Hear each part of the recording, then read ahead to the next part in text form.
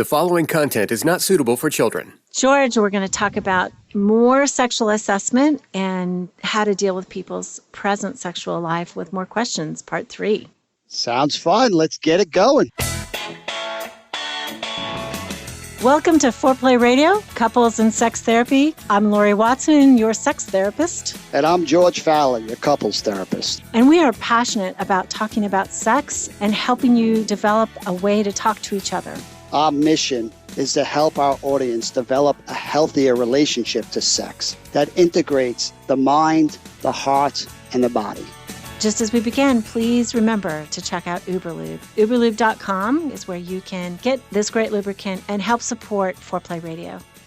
You know, we get so many cool comments on everywhere. I mean, on our website, we get them on iTunes, and a friend of mine said that we really need to read some of them and help people understand what we're all about, what our mission is. So I wanted to read a couple to you, George.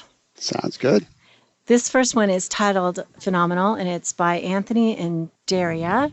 Thank you so much. This is in April, and he says, "These two are wonderful clinicians, and they know their stuff. Empathic, kind, and gentle. I've listened to a lot of folks on the subject and keep coming back to this one. Aces, truly. Thank you for your work." Thank you guys so much for your review. And then I want to read one more and then talk about why I think this is important. First of all, this man says, incredibly helpful with a real guy male perspective. My fiance and I love this podcast. It has changed our lives, and that's not an understatement.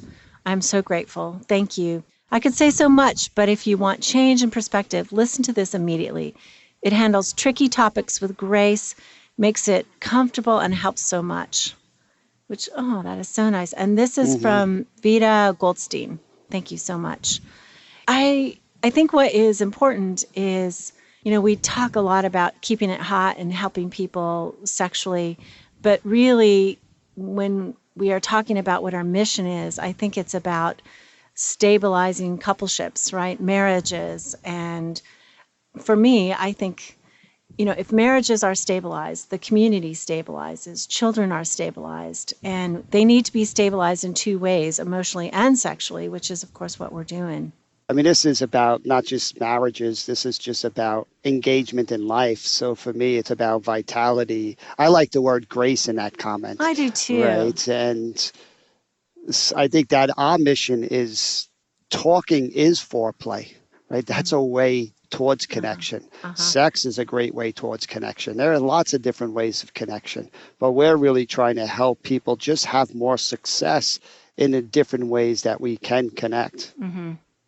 And I think that what is great about this is it's a male-female perspective. Certainly it's clinical, but it's also just our person bringing our own experience to talking about it. And so many people write in and say they've never heard anybody talk about sex.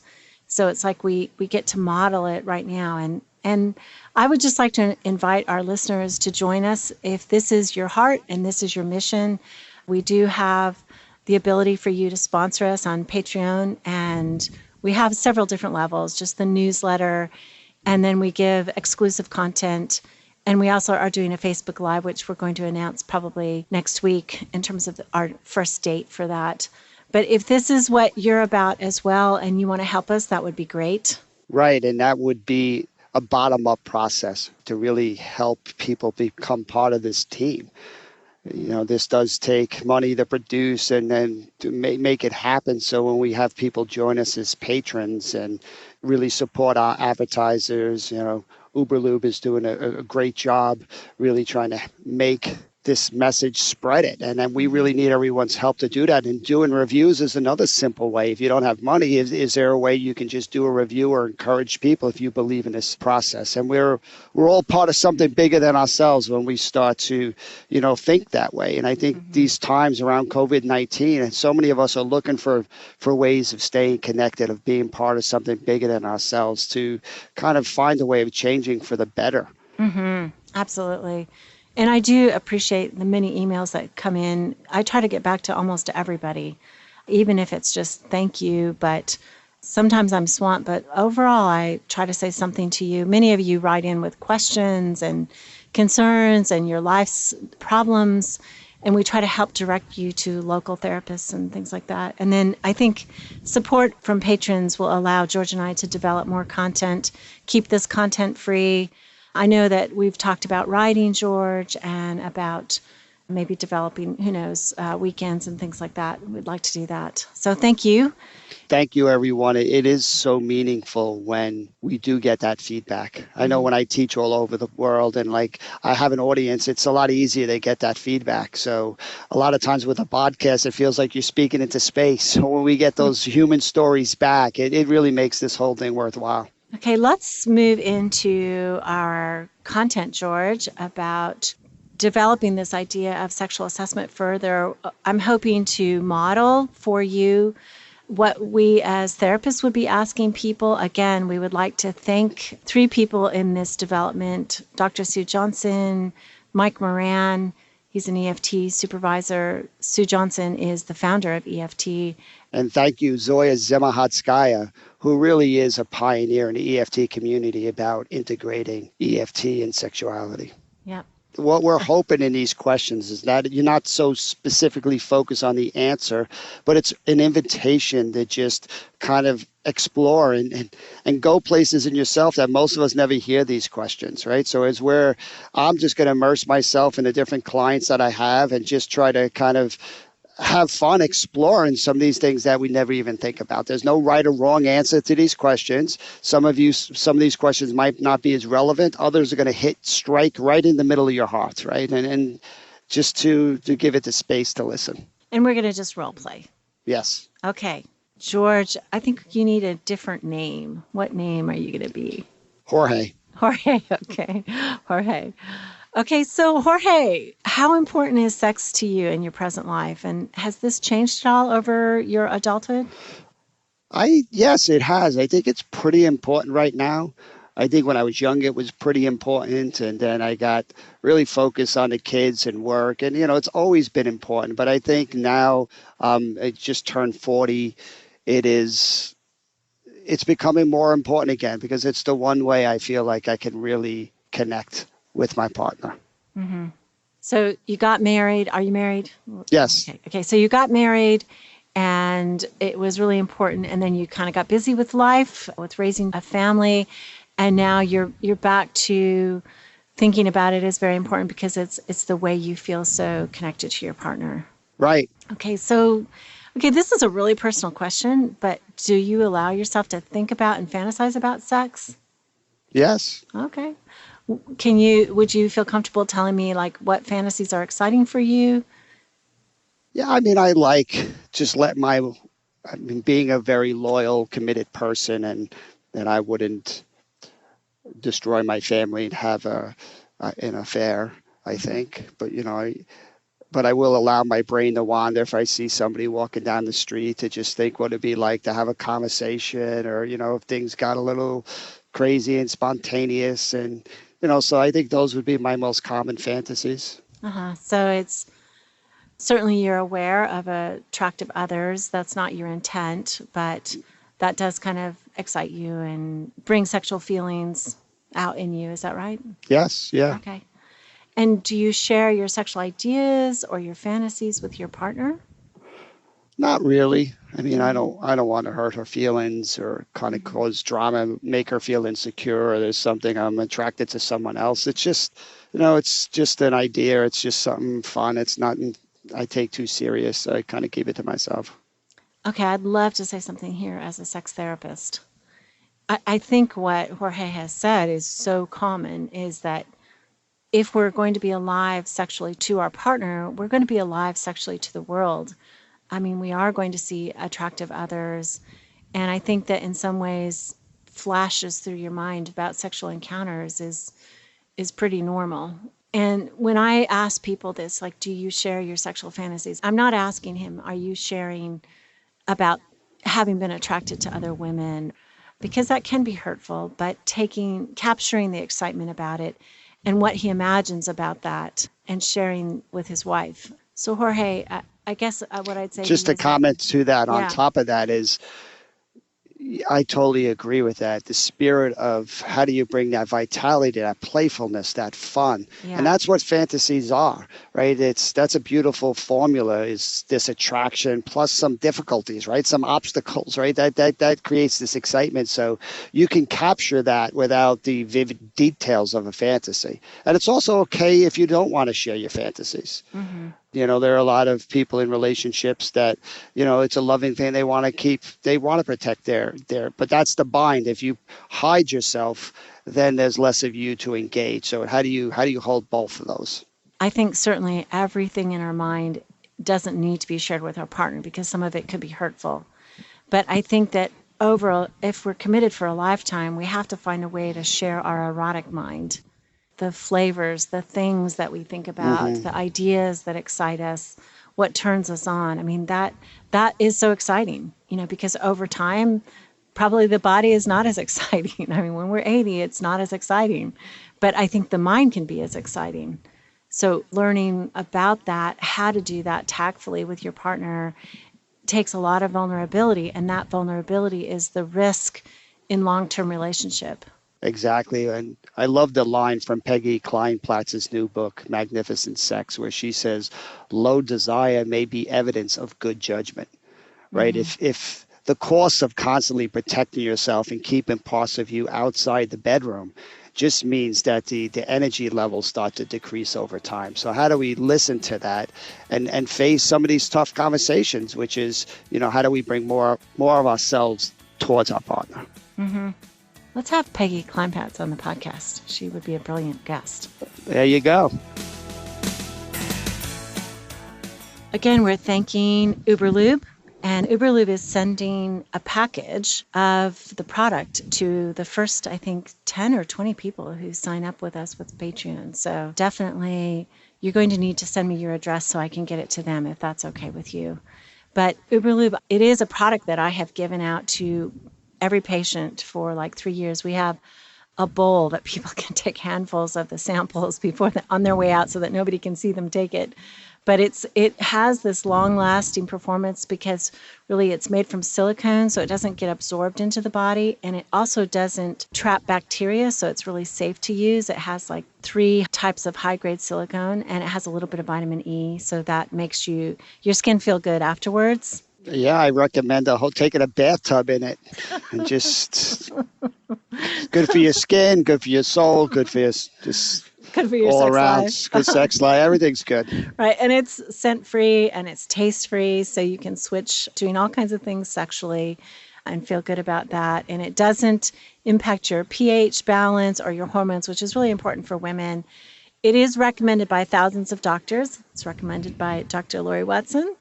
And it's made in the USA. And I've said this before, but I really like the packaging because it's just clear glass, white lettering. It's beautiful. They've done a good job. So please go to uberlube.com and use the coupon foreplay when you check out, and that credits us with your purchase. And we would just love for you to support them, and that helps us too. George, you've got this whole new website that's coming up with training materials and stuff. Tell me about it. It's called successinvulnerability.com. Similar to what we've been talking about in the podcast, I'm really trying to train therapists on how to keep their focus in session, and if you're going to invite couples and clients and families to risk doing vulnerability, then it's really critical that they have success when they do it. The reason why people don't do vulnerability is it doesn't work out so well for them when they do. So we really want to empower therapists to know what to do in these critical moments to kind of usher in the transformation that could happen when people go to these vulnerable spots. And this comes out on June 1st. June 1st. It's the big launch. So therapists who listen to us can go ahead and check it out. And you'll be doing trainings and all sorts of things. And you have a team of people. It's successinvulnerability.com. So we invite all of you to the big launch on June 1st. I'm excited about it. I get to learn a bunch more from George. One of the blessings of COVID-19, I never had time, but we can get creative when we're locked in a house and come up with some new endeavors. So I'm looking forward to it, and I appreciate any feedback and support. Jorge, tell me about how often you and your wife have sex and if that's, as much as you want it and who initiates it. Tell me all about that. Well, I think we don't have enough sex. We maybe once a week, maybe twice a week on good weeks, and usually I'm the one that initiates it. And is that okay with you? Not really. I mean, we're just busy and so I understand not being in a mood, but I think I make it a little bit more of a priority than my wife. Okay. So I'm probably not going to delve into this quite as much at this point in a therapy session. I'm listening, but I'm hearing a lot of things that I think are positive. One, this guy is not a blamer. He's not all about anger and blaming his wife for things. I mean, he's a little bit unhappy, but overall he tries to see it as two perspectives. He volunteers, well, maybe we're just a little busy. I make it more of a priority. But the way he's talking about it tells me that this is going to be workable, is what I'm seeing as a sex therapist. Right. And I would probably also jump in and normalize how that discrepancy is the most common thing we're going to see. A lot of people think it's just them that have this problem. And, it helps to recognize, this is the most common problem couples have. It is. Yeah, the difference between how often somebody wants it. And I think in initiation, and again, we'll talk further about it, and I would talk with his partner about it. But I know women, by and large, do not see their role as the initiator. And I think men want their partner to initiate, their female partner to initiate, because they too want to feel desired. So it's a big miss. Right. And sometimes talking it through is just enough to make it happen. So how would you rate your own sense of your body? Do you feel like you're attractive? Could you tell me maybe scale of 1 to 10, how attractive do you think you are? Wow. I don't look like I did when I was 20 anymore. With a receding hairline and a growing belly, I don't, but I still think I have good energy. I'm like fun. And so I would give myself, I'd say 6.5. 6.5. Okay. Yeah. You should have saw me at 18.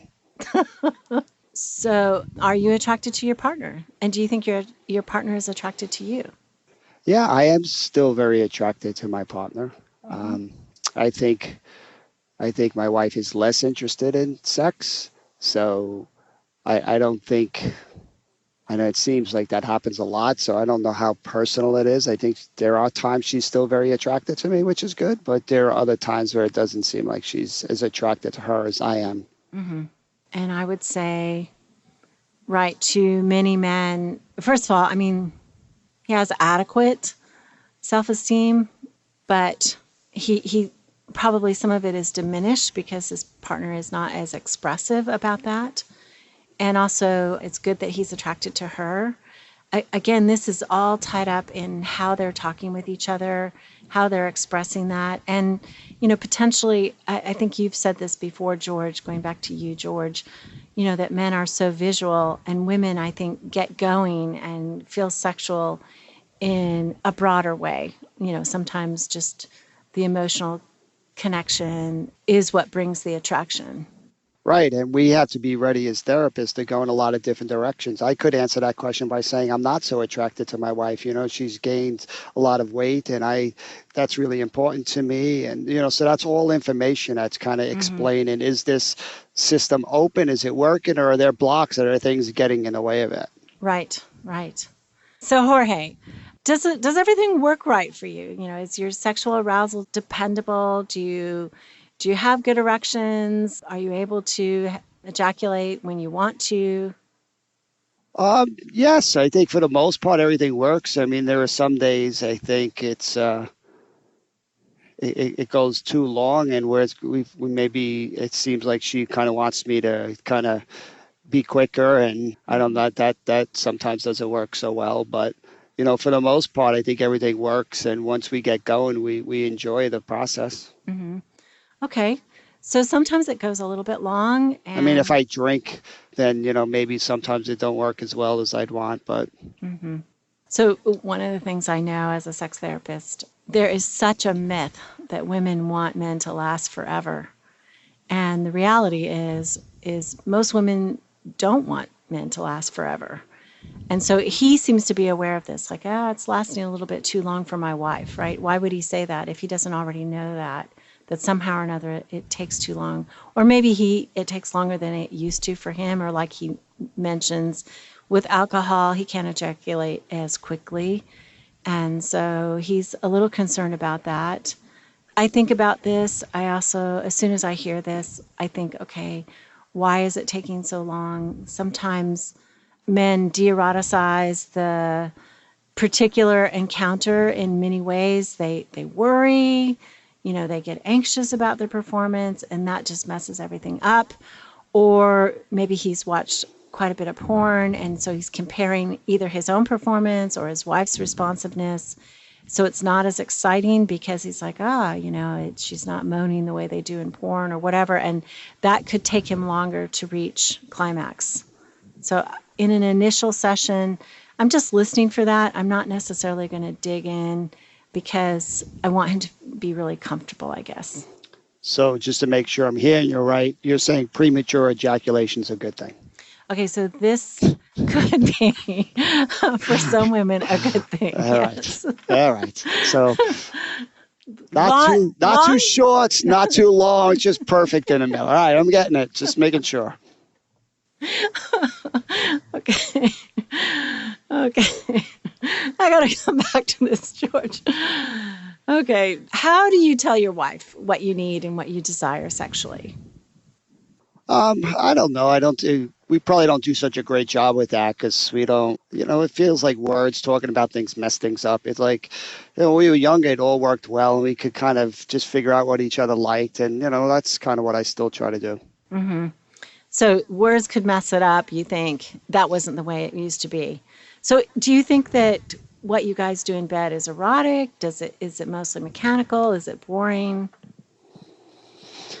It's a little, I think we've fallen into a rut, like the same thing over and over, but I think we love each other. So I don't know. We could probably do some things differently. Mm-hmm. And have you ever communicated to your partner like explicit things about how you like to be touched maybe, or what you want to do?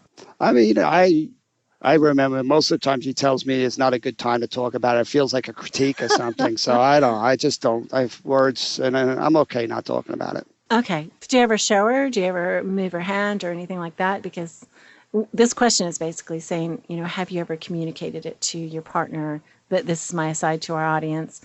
Not necessarily have you told your partner. And maybe I should have been more, especially since he's already told me, he doesn't like words. I should have given him a break here and helped him with this. So, I mean, even with touch, do you guys help each other understand what you like? I mean, I think it's pretty clear, isn't it, Laurie? When you like something, you should pick that up. So I don't know. I think we both kind of figure it out with each other. So it sounds like overall you figure it out. I would say, just from my perspective as a sex therapist, no, it's not usually clear to a lot of people that I see.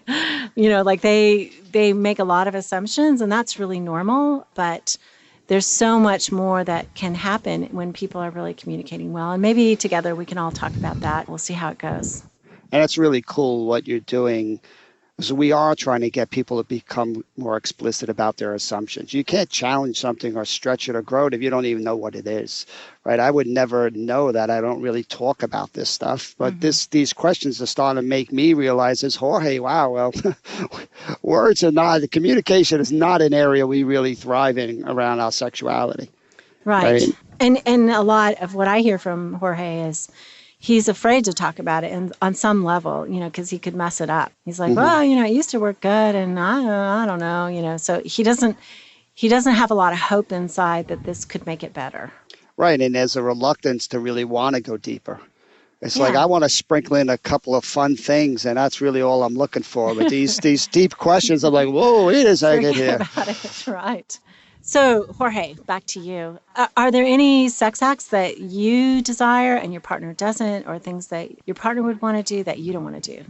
I would like, again, I think we fall into a pretty typical routine, and I just would like, maybe some different positions, or I would like some more oral sex, both giving it to her and getting it myself. I just think we've gotten away from some of that. Okay. Okay, so we will talk about all of that. We'll find a way to talk about all that. So I'm just wondering, and this is, again, all of this is personal stuff, but do you ever use porn to sort of create arousal, or has your partner ever expressed concerns about your use of porn? We don't really talk about it. I think when we go through dry spells, then I will look at some porn, and it's just a way of not putting pressure and just kind of getting a quick release. But I don't think it's that big of a problem. We don't really talk about it. Okay. So what I would say, right, is a lot of men, surprisingly, are really honest about this question when it's just with one person. And as a sex therapist, when I do individual assessments, my goal is to help the couple. I don't necessarily want to hide information, but I want them to learn. I want to coach them essentially about how to reveal relevant information. This probably is not relevant in my mind. He uses it for himself. He's not overusing it. She doesn't know, or they don't talk about it. I mean, maybe it will come up, but I would wait for her to bring it up versus try to insist that this be some theme of discovery between them. Right. Last question. Okay. Are there any medications or health conditions that I should know about? Do you have like high stress, or do you take high blood pressure medicine? Anything that is getting in the way maybe of expressing yourself fully sexually? I've a few times had some medicine for a bit of anxiety, trouble sleeping when work gets really stressful, but that's about it. Okay, that's great. And just for our listenership, if a man is taking high blood pressure medicine, he's going to have erection difficulties. And I think a lot of men, when the doctor is given that information, can tune some of that out. Yeah, not make the connection. I don't think many doctors tell them explicitly, hey, by the way, this is going to impact your erections. So, but it does. And some of them have lesser degrees of it, but all of them do. Okay, well, thank you, Jorge, so much for sharing this with me. We will get back together with your wife in our next session, and I'm going to have a meeting with her, and we'll just kind of talk about some of this together and see how much progress we made. I hear that for you, man, words have not necessarily been your strong suit, but we'll see if together we can make things a little bit better. Great. And back as George now, it's less about the information and it's more about the therapist starting to plant seeds, starting to kind of touch base on these topics that have been chronically avoided, right? And I really want my clients to have success in answering these questions. Like, there's no judgment, or, we're just trying to understand who you are so we can help you become more comfortable with your sexuality and communicating that. Right. And also just to have a more expansive experience with your partner. Yep. Thanks for listening to Foreplay Radio. Keep it hot. Hey patrons, Laurie is offering a Facebook Live on Friday night, June 12th, starting at 6 p.m. Eastern. Sign up today. For those of you who are listening today, we are also going to send out some free Uberlube to those of you who sponsor us on our Patreon page. Call in your questions to the Foreplay question voicemail. Dial 833-MY-4PLAY. That's 833-4-PLAY. And we'll use the questions for our mailbag episodes. All content is for entertainment purposes only and should not be considered as a substitute for therapy by a licensed clinician or as medical advice from a